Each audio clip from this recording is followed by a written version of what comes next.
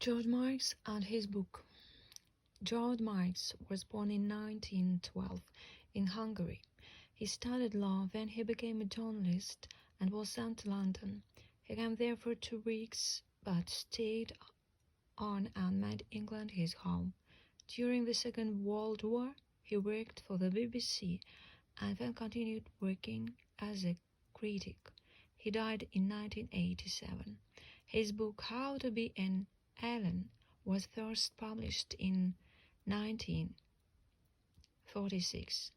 In the text from this book given below, John Marx, with a sense of humor, shows some peculiarities of the English character. This is how he describes the situation then, when people are introduced to each other, when they ask about others' health. When you are introduced, you have to ask question, how are you? And your friend will answer, how are you? Don't forget, however, that although he asks this question, he doesn't care very much if you are well or dying. One part of George Marx's book is about tea. It is quite a well-known national drink of Great Britain and Ireland.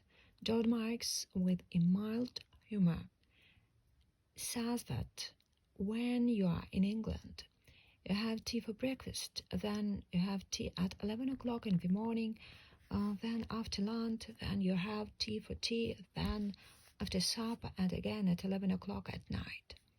John Marx says that you must not refuse an additional cups of tea under the following circumstances.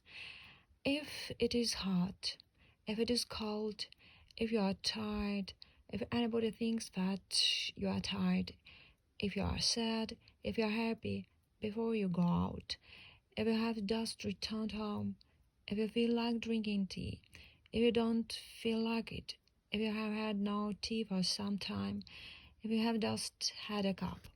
The only thing that George Marx doesn't understand is the fact why the British like to drink tea with is badly spoiled.